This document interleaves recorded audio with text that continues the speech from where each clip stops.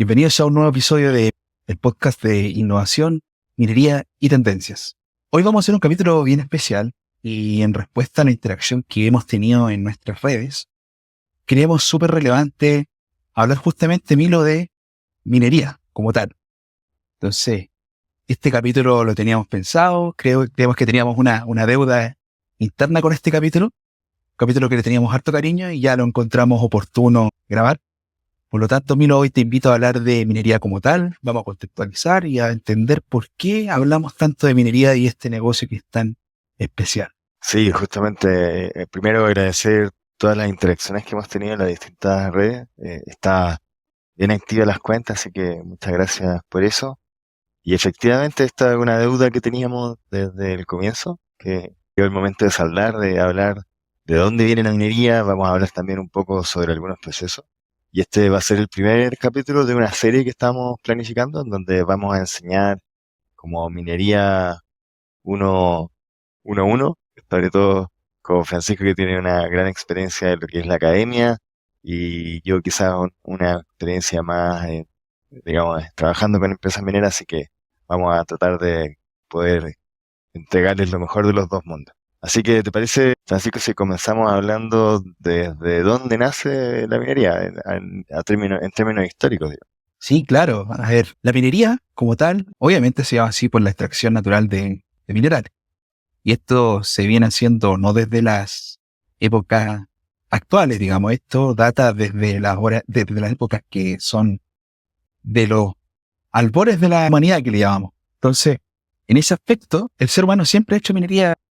La minería como tal es un negocio que ahora se está haciendo, pero que desde los tiempos, podríamos decir precolombinos incluso, se viene haciendo desde mucho. Existen hitos históricos tremendos ahí. Yo diría que incluso antes de precolombino, o sea, si pensamos, las eras de evolución del hombre tienen nombre de minerales. Entonces tenemos la era de la piedra, donde el hombre extraía las primeras herramientas, que eran rocas, y con eso construía su primera herramienta.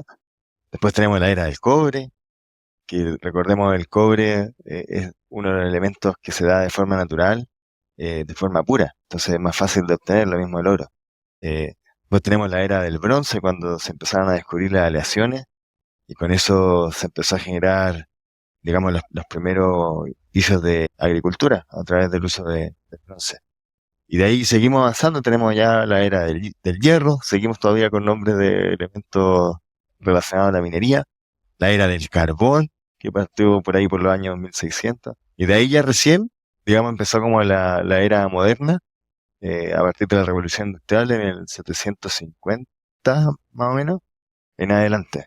Entonces, si nos fijamos, toda la evolución de la humanidad está definida hasta en sus nombres por la actividad de una u otra forma minera. Sí, claro. O sea, la minería nos venía acompañando desde siempre, prácticamente. Justamente como tú decías, desde la era de piedra, a veces a los geólogos les duele cuando le dicen piedra, pero efectivamente esta es una era que se llama así, entonces de ahí provenimos, de ahí viene. Y hablamos de minería porque básicamente, y lo hemos mencionado en varios capítulos, no podemos tener el mundo que tenemos hoy sin minería, es imposible.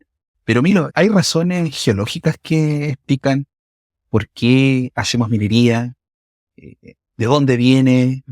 Existen cosas súper relevantes que tienen que ver con por qué, por ejemplo, en Chile tenemos cobre, por qué en nuestro norte, por qué no en el sur. Entonces hay cosas bien relevantes que podemos conversar ahí. Sí, y incluso más allá de Chile, seguramente la gente conoce un término que se llama el famoso anillo de fuego, que de alguna u otra forma es, por un lado, una bendición y por otro lado también una maldición. Sí. Porque son estas zonas en las que hay mucha actividad de las placas. Nosotros tenemos por ejemplo, en las costas de Chile y frente a Perú también, que son dos grandes países mineros, tenemos el choque de la placa de Nazca, que se va hundiendo por debajo de la placa continental. Y eso va produciendo que se genere la cordillera de los Andes, y la cordillera básicamente son materiales que estaban en las profundidades de la Tierra, donde se depositan los elementos más pesados, que son, por ejemplo, el cobre, el oro, los elementos minerales que son de interés, y eso se va levantando, todos estos materiales se van levantando y se forman la cordillera, y en este levantamiento de estos materiales pesados se forman los que en el futuro vamos a ir llamando los yacimientos mineros. Y esto ocurre a lo largo de todo el anillo del fuego. Entonces tenemos países atractivos como, ya dijimos, Chile, Perú, tenemos todo lo que es México, Estados Unidos. Por el lado del otro lado del Pacífico tenemos los países cerca del sudeste asiático, tenemos mismo Japón, tenemos Australia también. Entonces, no es, no es casualidad que los yacimientos más importantes estén en estos países que hemos estado mencionando. Sí, claro. Y sumado al cinturón del fuego del Pacífico existen también fenómenos volcánicos que están ahí, ¿no? Que son zonas que se le llaman las zonas de puntos calientes. ¿Y por qué es importante hablar de volcanes y zonas de puntos calientes? Porque el cobre, por ejemplo, se obtiene desde el magma, que viene desde el núcleo, ¿verdad? De las capas que tiene la Tierra. La Tierra tiene varias capas, entre ellas está el núcleo y el manto. Justamente desde el manto está rico en todos estos minerales que son los de interés. Entonces, por diferencia, como tú decías, por ejemplo, por fenómenos de una placa que está con respecto a la otra, técnicamente se le llama subducción.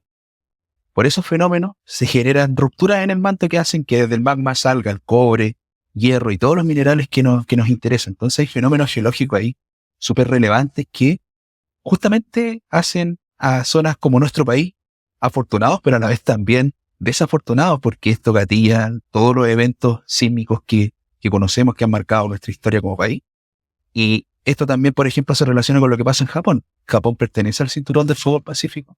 Tiene zonas de muchos puntos calientes también, de actividad volcánica, y es donde también existen sismos de tremendas magnitudes. O sea, no es coincidencia, hay razones geológicas ahí. Sí, justamente, y bueno, eso también produce tsunami, por eso hablábamos de que bendición y maldición. Bueno, y eso qué genera, que la minería en el fondo sea localizada, es decir, estos yacimientos se producen por, ya decíamos, estas condiciones especiales geológicas y de placas y puntos calientes que ocurren en un lugar en particular. Entonces, no podemos decir que, no sé, Uruguay va a ser un país minero porque no se reúnen estas condiciones. Por eso Chile es un país minero, Perú es un país minero y acá donde se desarrollan los yacimientos. Y eso genera, digamos, grandes oportunidades que los distintos países han ido explotando a lo largo del tiempo.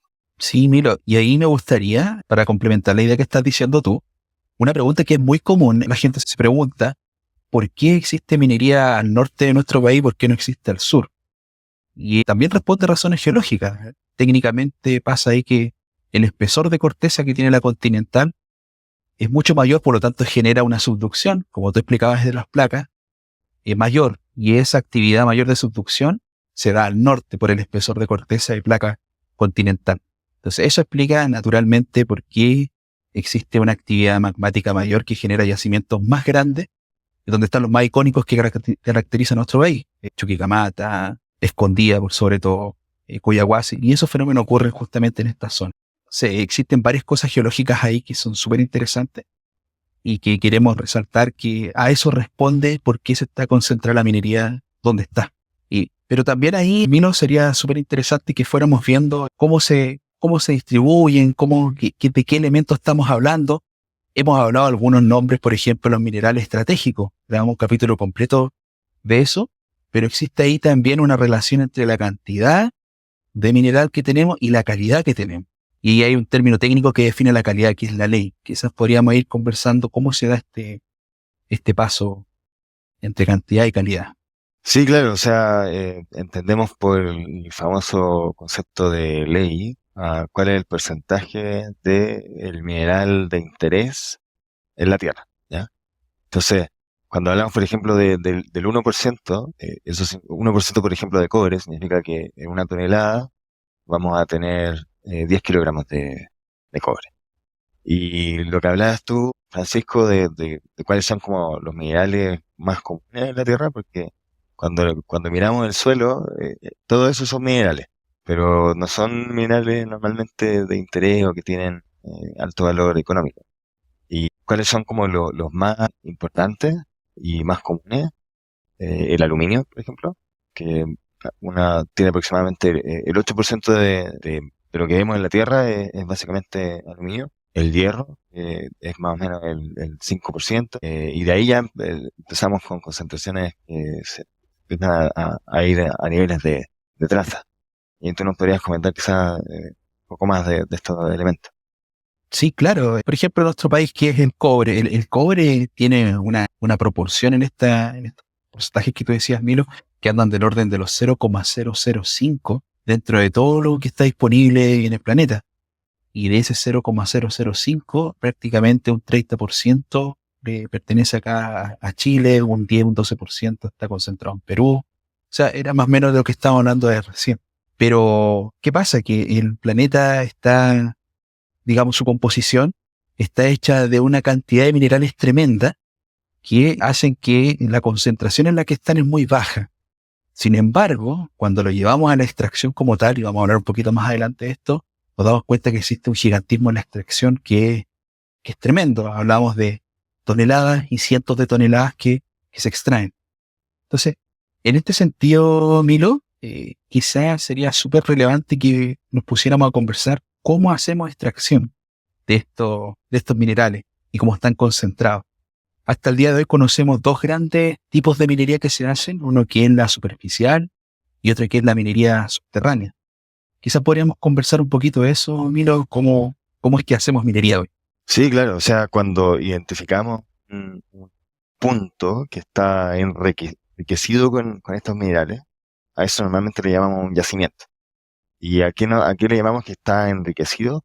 Es, por ejemplo, en el caso del cobre, decíamos que lo normal en la tierra que vemos como cuando vamos caminando es este 0,005% de cobre. Pero un yacimiento minero que sea, digamos, económicamente viable, lo típico es hoy en día entre el 0,3 a máximo 2%, es más o menos lo que vemos típicamente. Y eso ya le llamamos un enriquecimiento de cobre. Por lo tanto, ahí ya se puede generar una posible extracción. Y ahí hay que empezar a tomar decisiones. ¿Ya?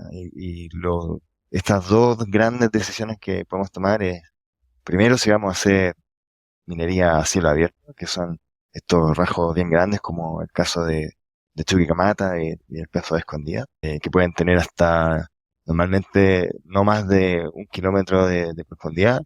Ya después de eso, por las grandes distancias que se tienen que ir recorriendo, empieza a perder sentido económico el seguir explotándolo de esa forma.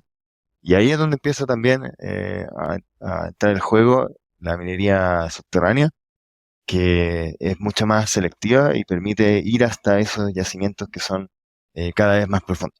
Quizás tú nos podrías detallar un poco más, Francisco, porque quizás antiguamente habían más yacimientos que podían ser explotados de rajo abierto y hoy en día cada día se hace más popular, o no más popular, pero cada día se desarrollan más proyectos de minería subterránea e incluso hay algunos de cielo abierto que se están transformando a subterráneo. Sí, hay una clara tendencia ahí a la transición hacia la minería subterránea y eso responde naturalmente a que estamos haciendo explotación de recursos que son no renovables, es decir, se agotan.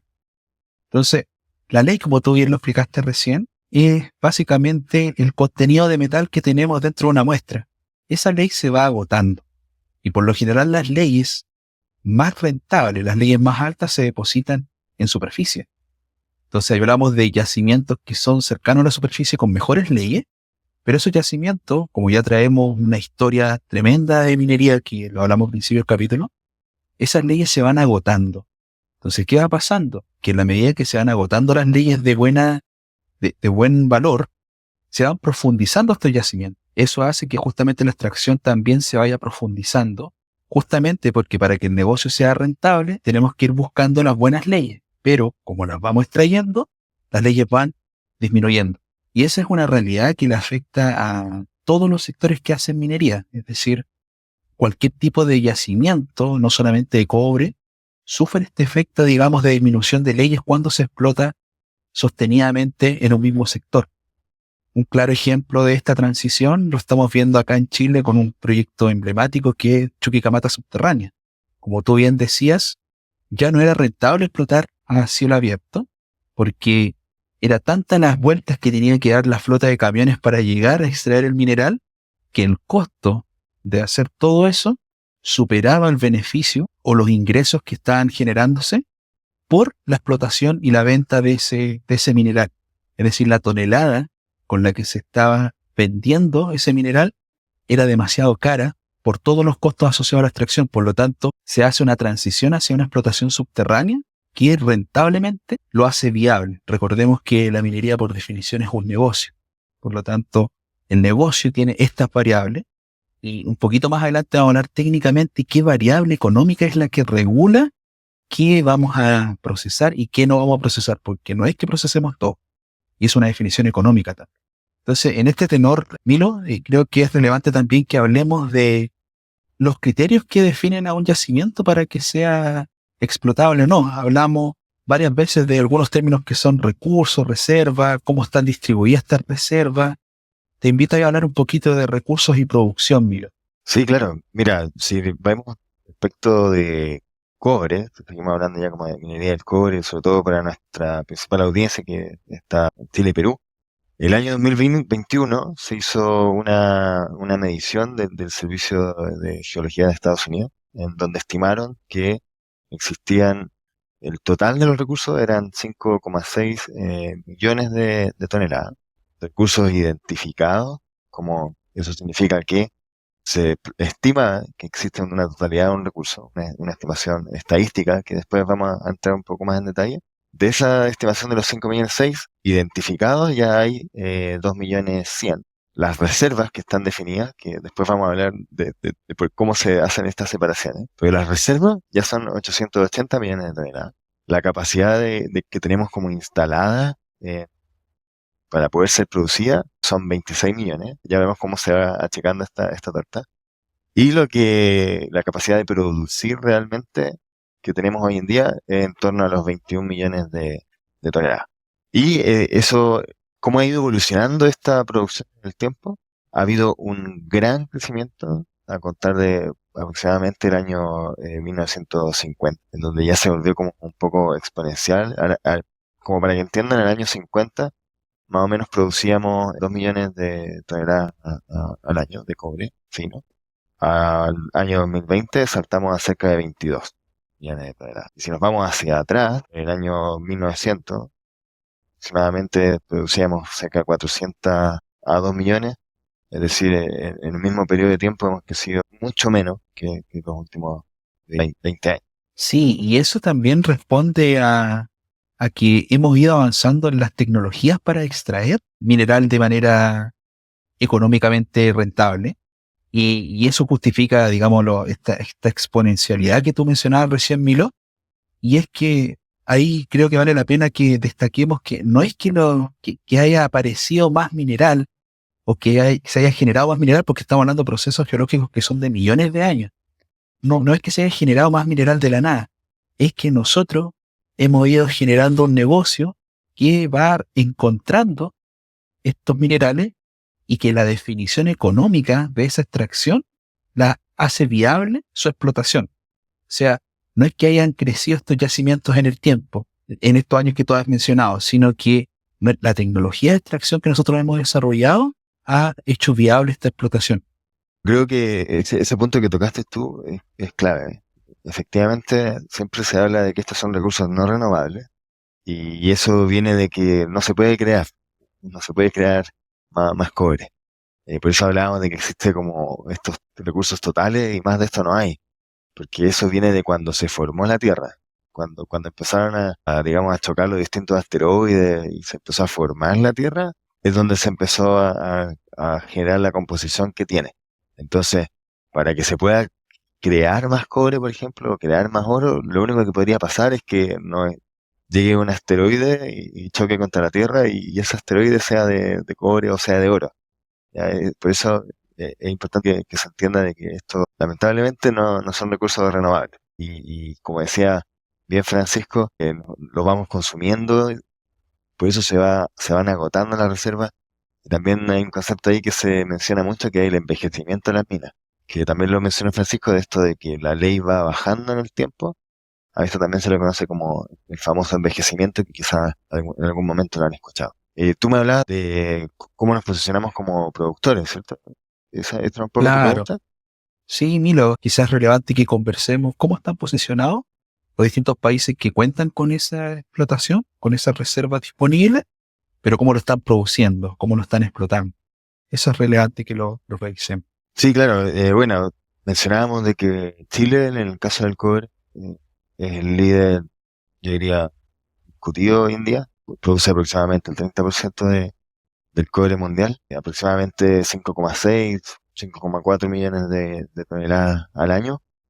Perú le sigue, que ha crecido bastante desde el año 2015 y hoy en día tiene, como decíamos al inicio, aproximadamente un 12% de la producción mundial. Le sigue China, que otro gran contrincante, diría yo, y lo hemos hablado en otros capítulos. También potencia en muchos otros elementos, como por ejemplo el litio, que pese a que tiene pocas reservas de litio, es uno de los principales productores. Lo mismo de las tierras raras, que también lo hablábamos en capítulos anteriores, hoy en día tiene monopolio.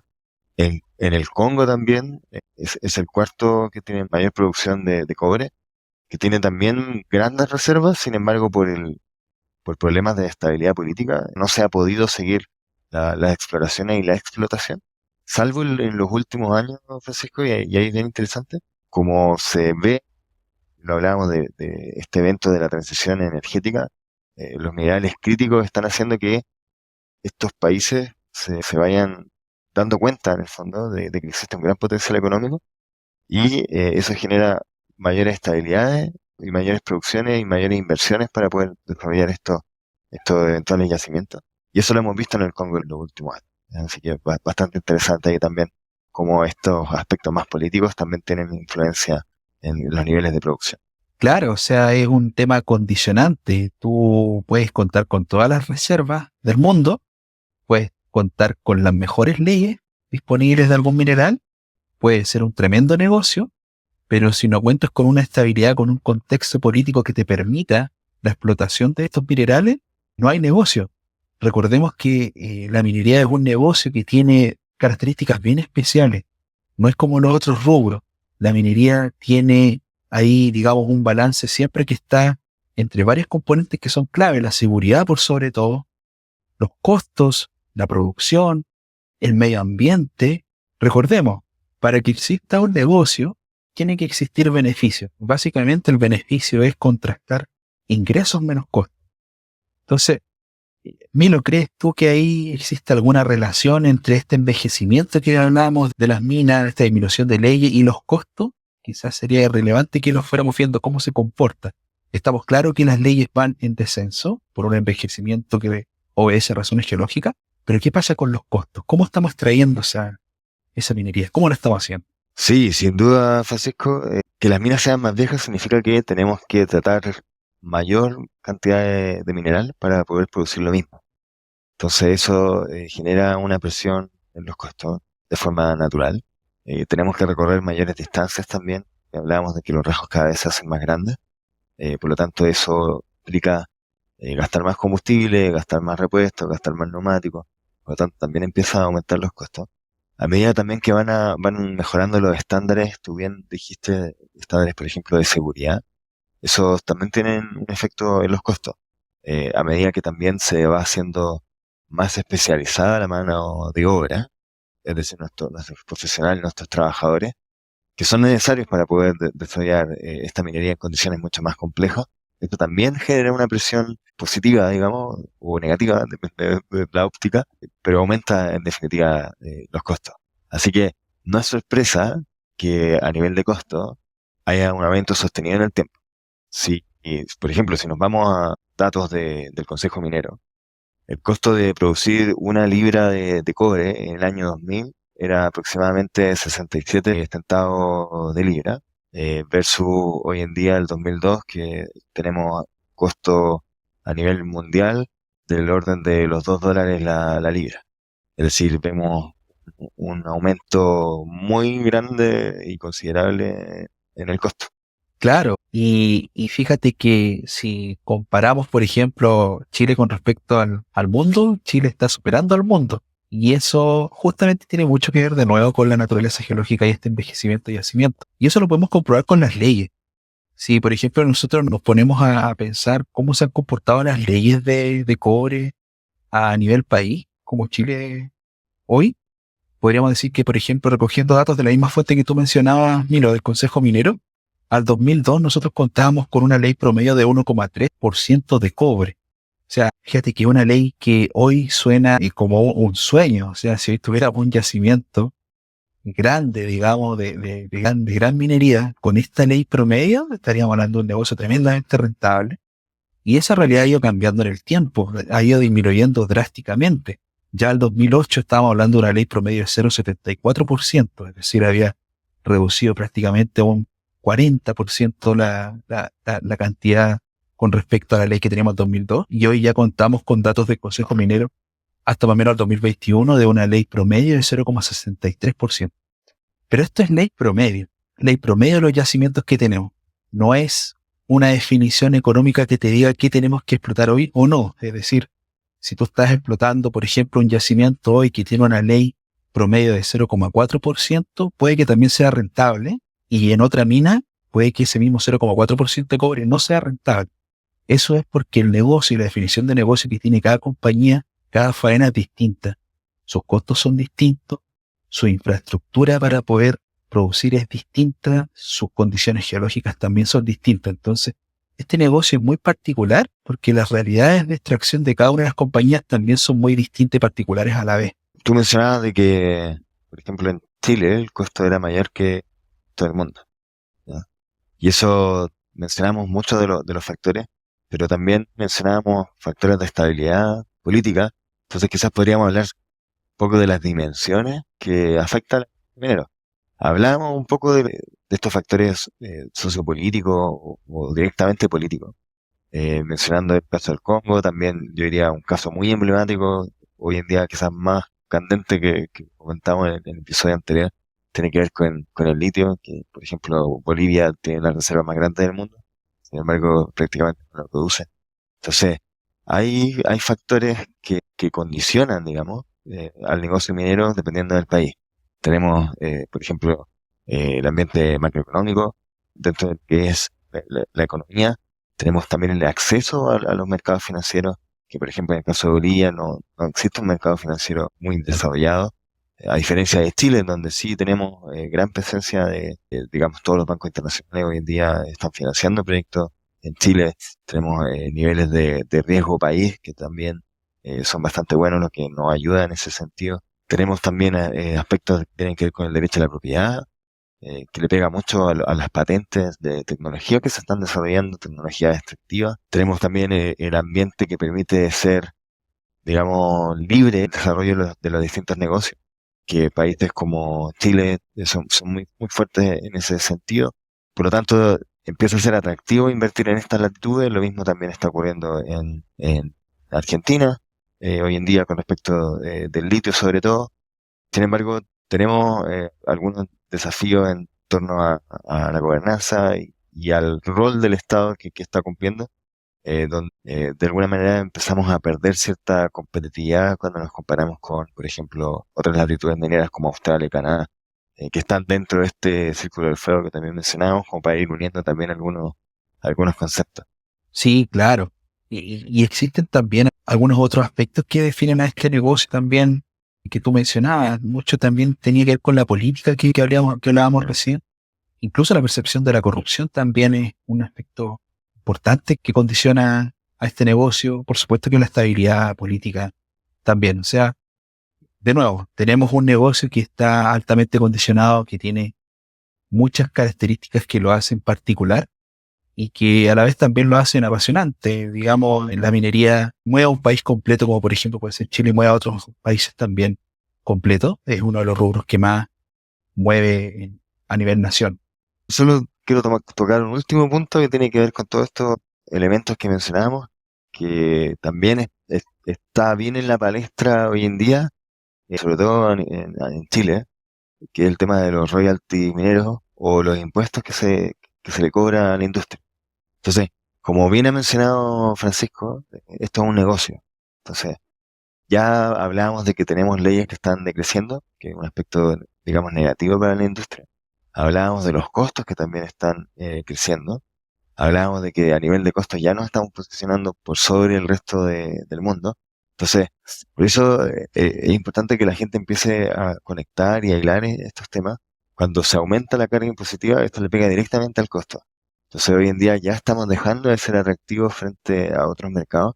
Y por eso es un aspecto como súper importante de manejarlo con mucho cuidado, porque los inversionistas, digamos, son seres racionales. Entonces, cuando empieza a perder competitividad un lugar, se empieza a hacer más atractivo desarrollar el negocio en otra latitud. No es que la minería se va a acabar, porque como bien mencionamos, necesitamos los minerales para poder mantener los niveles de vida que hoy en día tenemos. Necesitamos también para poder satisfacer esto de la transición energética, para cumplir el Acuerdo de París, para evitar catástrofes globales en torno al calentamiento global. Entonces, si los minerales no se extraen en Chile o en Perú por problemas de estabilidad política, por problemas de tasas impositivas, por problemas de costo o por problemas de tecnología, simplemente esos negocios se van a ir a desarrollar a otras latitudes de este cinturón del fuego. ¿Ya? Por eso es súper importante ir jugando con todos estos aspectos, tenerlos bien considerados y mantenerlos siempre dentro de un equilibrio para que de nuevo este negocio tenga sentido. Y ahora sí, Francisco, yo sé que tenías muchas ganas de pasar a este punto. Así que hablemos de las definiciones que son, digamos, clave. Es muy relevante lo que estás mencionando, Milo. O sea, este negocio claramente tiene que tener todas las puertas que permitan que sea viable. Cuando se empieza a restringir esta viabilidad del negocio, la verdad nos empieza a afectar, nos pega fuerte. Nos pega fuerte como país, nos pega fuerte también en el mundo, en la globalidad. Y de nuevo, lo mencionaba por el principio, no podemos tener el mundo que tenemos hoy sin minería. Es un mensaje muy, digamos, potente que tenemos que transmitir, y por eso es que hablamos tanto de minería, por eso es que tratamos de entregar este mensaje en este espacio que trabajamos con Milo. Y claro, hablando de las definiciones, existen algunas definiciones claves, como por ejemplo la primera de todas, que es el mineral. El mineral básicamente es lo que hemos hablado, es el elemento de interés que tiene una estructura interna, que tiene una composición y que se genera a través de procesos geológicos. Entonces, básicamente el mineral es lo que caracteriza a una mina y lo define. Y en un principio tú hablabas, Milo, de yacimiento, y te comprometiste a mencionar ahí una explicación. Mira, me gustaría aprovechar, responder a un comentario que nos llegó Buenísimo. en Instagram, que es muy inteligente a lo que tú estás hablando de mineral. Entonces, hablábamos en uno de nuestros capítulos sobre el litio. ¿Ya? El litio, al igual que el cobre, es un componente de la tabla periódica. ¿Ya? Por lo tanto, es un elemento que, digamos, no tiene un sustituto directo. ¿Ya? No puede ser sintetizado de otra forma que no sea a través de, por ejemplo, una fusión o una fisión nuclear, porque es un componente único. A diferencia, por ejemplo, de los combustibles fósiles, que son moléculas que pueden ser sintetizadas. ¿Ya? Y hoy en día tenemos, por ejemplo, diferentes formas de sintetizar combustibles similares al petróleo. Entonces, esta persona decía básicamente que el litio se podía acabar o que en realidad era algo finito, que se podía reemplazar por cualquier otro elemento. Pero esto no es como el salitre, ¿ya?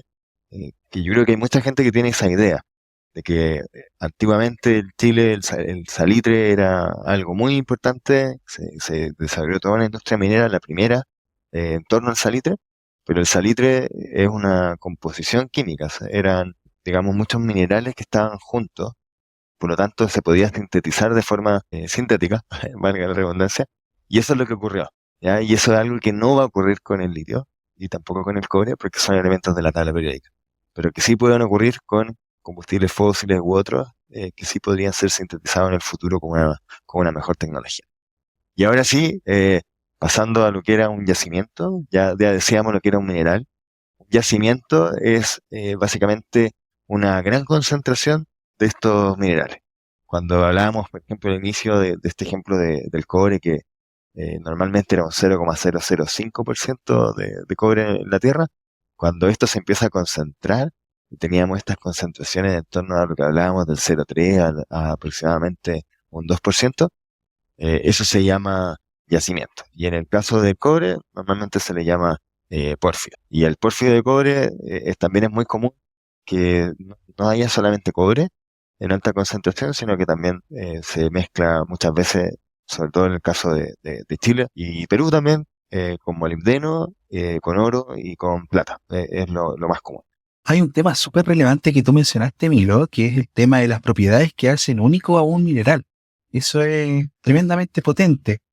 Mira, por decirte un ejemplo, justamente hablemos de cobre y oro. El oro tiene, a ver, la gran propiedad que justifica por qué necesitamos tanto cobre es porque el cobre ha demostrado ser uno de los mejores conductores eléctricos de todos los elementos que tenemos disponibles en la tabla periódica. Pero hay mejores. El oro es el mejor de todos, es el que tiene mejor conductividad eléctrica. Pero adivine, o sea, su costo de extracción y por sobre todo su escasez hace que el negocio del oro no sea tan rentable como lo está haciendo hoy el cobre. O sea, es tan escaso, es tan precioso este metal, con propiedades que son tan extravagantemente destacables que lo hacen ser muy escaso. Y eso hace que no sea rentable el negocio, a diferencia del cobre, que se encuentra mucho más disponible. Entonces, eso lo hace distinto. O sea, no es que no sea rentable el negocio. El negocio de la extracción del oro es muy rentable por sí. Lo que no es rentable es hacer cables de oro, cables eléctricos de oro. Pese a que sería mejor, porque efectivamente la conducción del oro es mucho mejor que la del cobre, por ser tan escaso, sería muy caro, y ya sabemos la diferencia del precio del oro y del cobre. Sería extremadamente caro hacer cables de oro.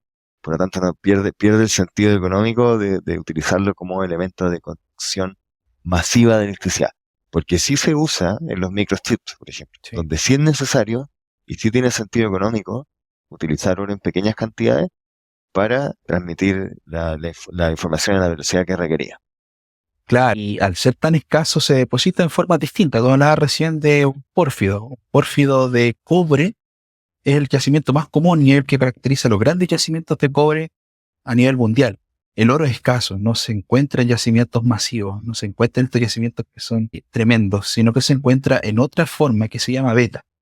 Por lo general, una forma muy común en que lo encontramos acá son las betas, y las betas se caracterizan por ser yacimientos que tienen un espesor muy pequeño, técnicamente se le conoce como la potencia, tienen una potencia muy baja y son de menores dimensiones. El oro no solamente se encuentra en beta, también se puede encontrar en otros tipos de yacimientos. Por ejemplo, en Estados Unidos, donde existen siempre los típicos programas que hacen extracción del oro, la fiebre del oro que dicen, se encuentra en otro tipo de depósito de yacimiento. Entonces, yacimiento es la concentración, como tú decías, ¿no es cierto?, de estos minerales que están, pero pueden ser de distintos tipos. Hemos mencionado pórfido, beta, etcétera. Y en este sentido, Milo, viendo cómo se le da este tinte económico al negocio, hemos hablado mucho de ley, costo, pero en la ley hay una ley que es preponderante para definir si este negocio es económico o no. Y esa ley tiene un apellido, ley de corte, ¿verdad? Entonces la ley de corte es tremendamente relevante para la definición de este negocio y quizás podríamos conversar un poquito ya en el área chica de a qué nos referimos con ley de corte. Sí, claro, mira, siempre hablamos de que es un negocio esto. Entonces, ¿qué hace que sea negocio? Básicamente, varios elementos. El principal, el costo, pero también el precio. Y esto forma una especie de fórmula, ¿ya? Donde tenemos que el beneficio, lo clásico, el beneficio igual al ingreso menos el costo.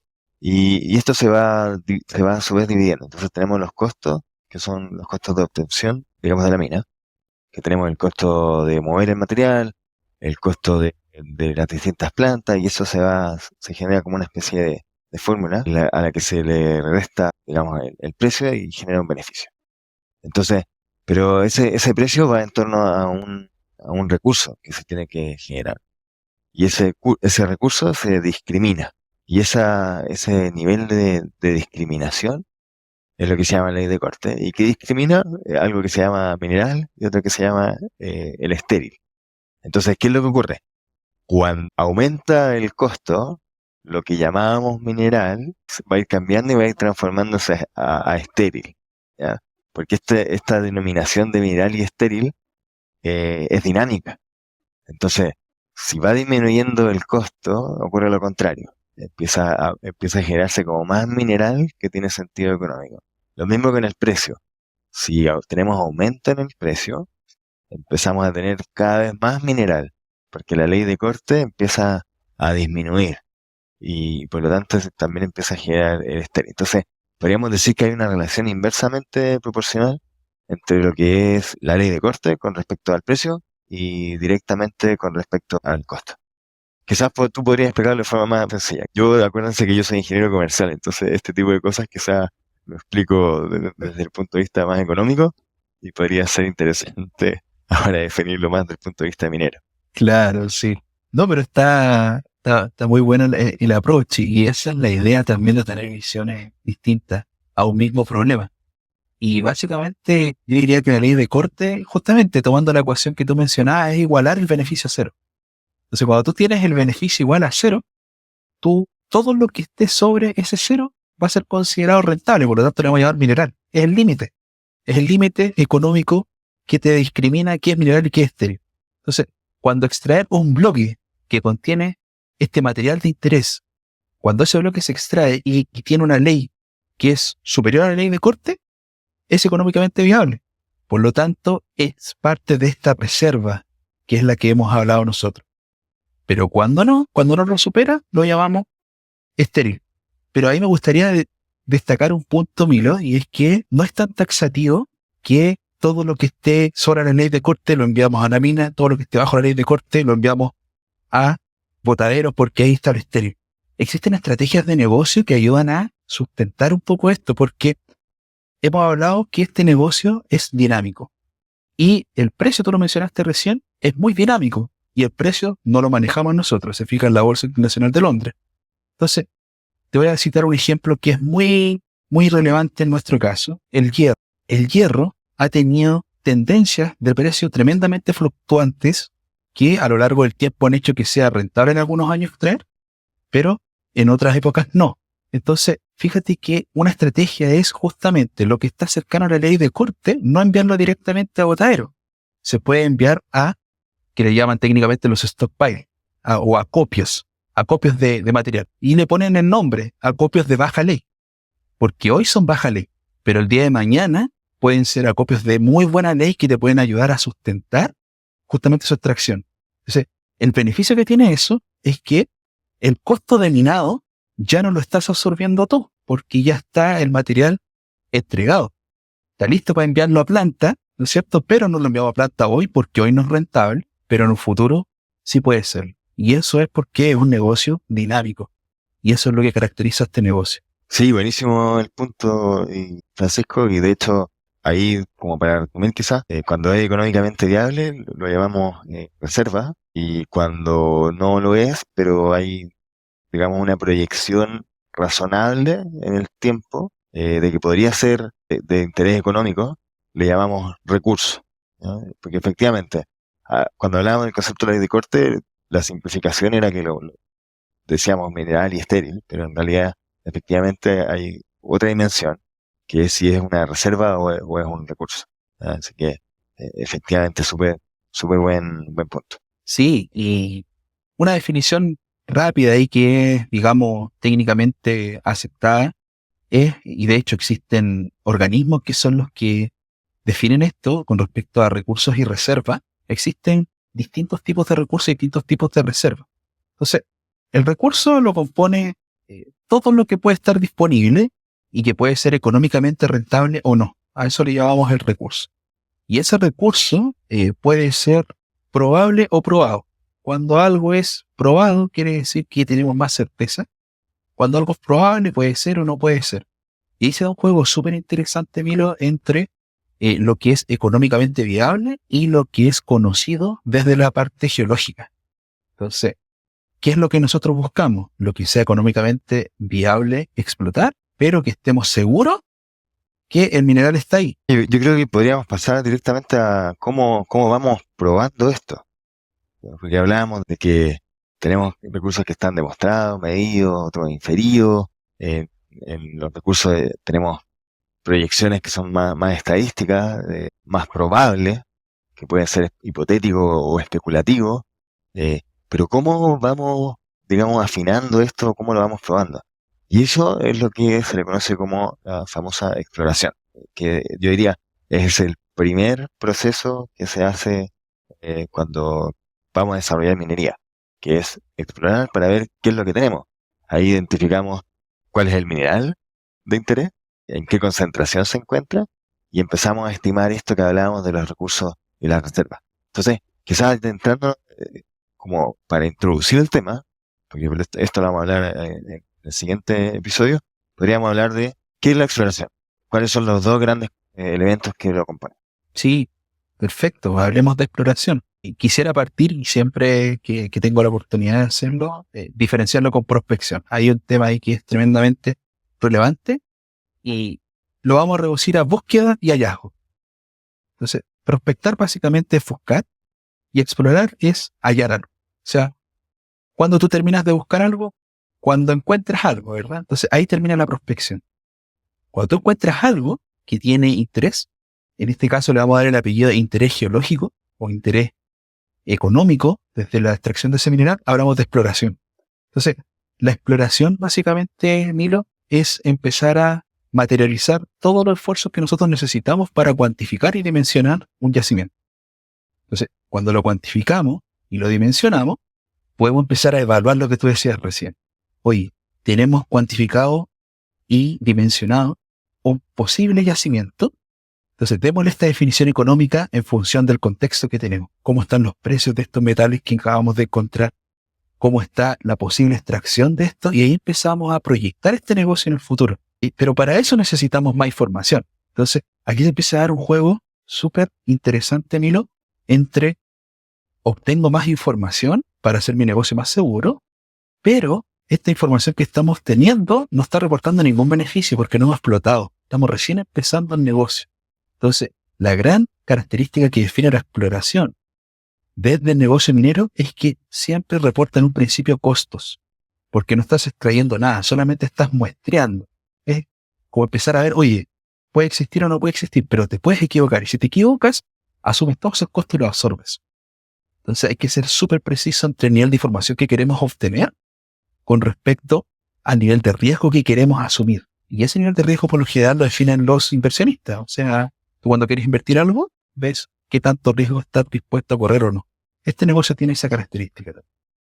Sí, eso de nuevo nos vamos un poco a lo que hablábamos al inicio, de cómo influye la macroeconomía, cómo influye digamos, las regulaciones de los países, porque eso genera más o menos apetito al riesgo, o genera más o menos acceso a financiamiento para poder, en el fondo, cubrir estos costos que son altos. Son cada vez que necesitamos más información, vamos hacia metodologías que son mucho más intensivas en costos.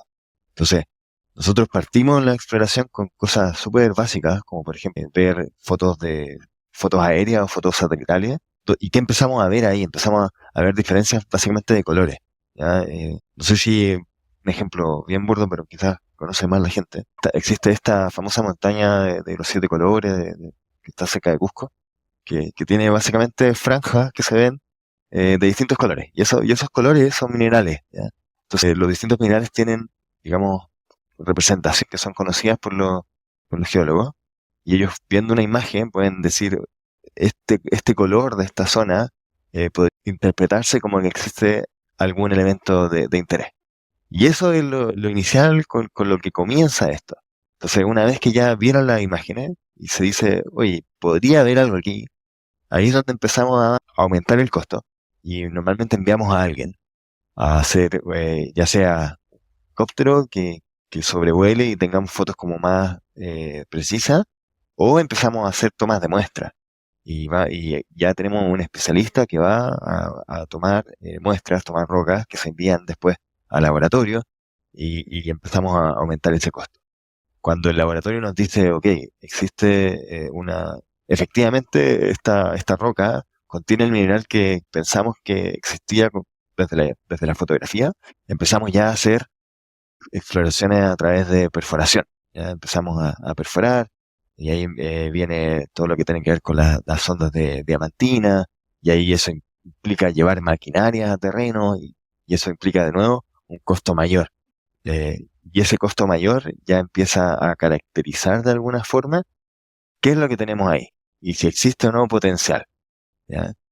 Por lo tanto, vemos que cada vez los costos son mayores, y efectivamente, como bien mencionaste tú, todavía no extraemos nada. Entonces, esto es puro costo que nos va dando más certidumbre. Eso es lo que buscamos. Mientras mayor información, es mayor costo, pero nos va asegurando que el potencial de ese yacimiento.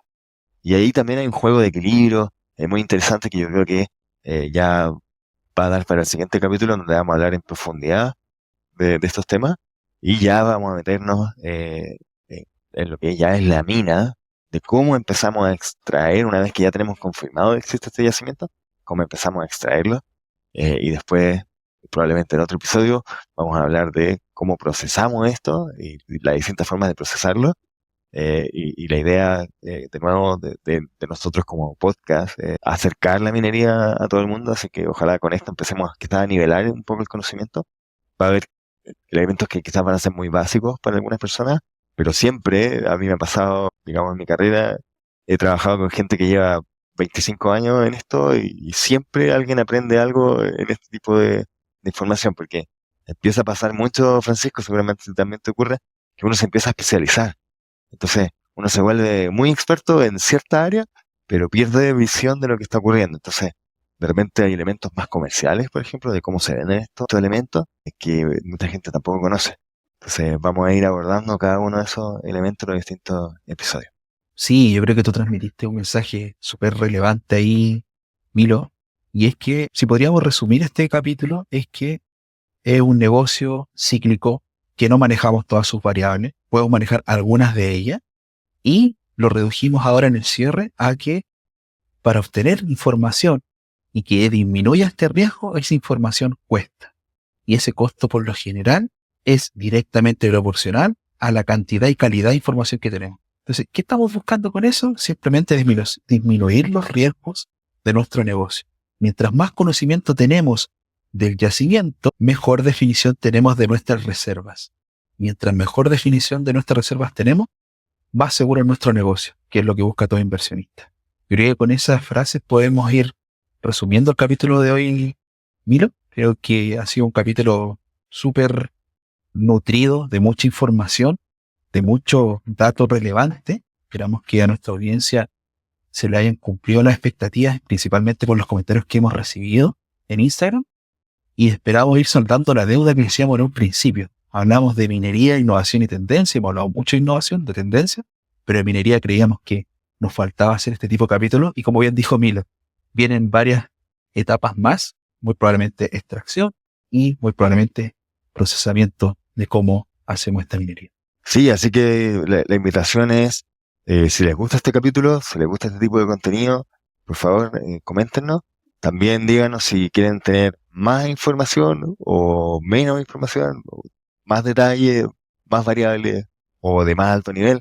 Y eso también nos va a ayudar a nosotros a poder entregarles lo que ustedes quieren escuchar. Así que también los invitamos a compartir para que este tipo de contenido pueda llegar a más personas y podamos, en el fondo, cumplir con esta misión de dar a conocer la minería y todo lo que está dentro de este negocio que vemos que es bastante apasionante y entretenido.